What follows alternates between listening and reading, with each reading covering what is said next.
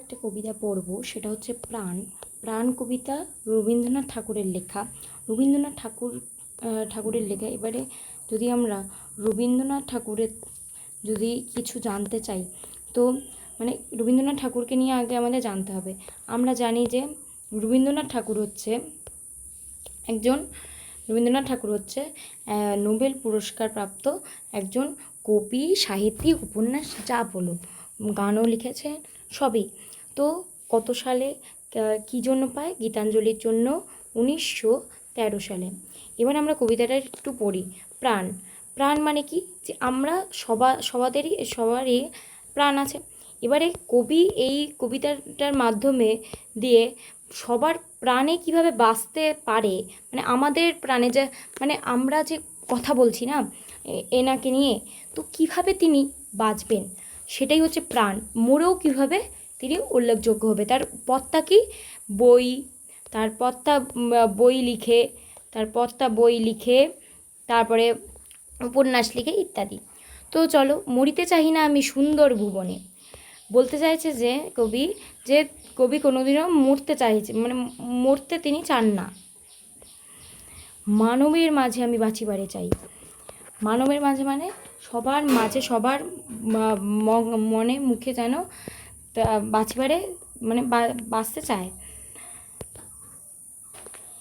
এই সূর্যকর রে এই পুষ্পিত কাননে, মানে এই নেচারে জীবন্ত হৃদয় মাঝে যদি স্থান পাই, মানে জীবন্ত হৃদয় মানে মানুষের হৃদয়ে যাতে স্থান পান তিনি।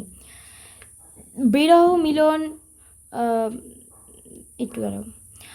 ধরায় প্রাণের খেলা চিরতরঙ্গিত, বিরহ মিলন কত হাসি অশ্রুময়।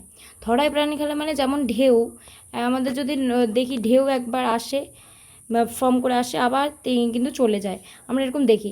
তো এরকম ঢেউয়ের সাথে তুলনা করছে মানুষের যে মরণ বাঁচন।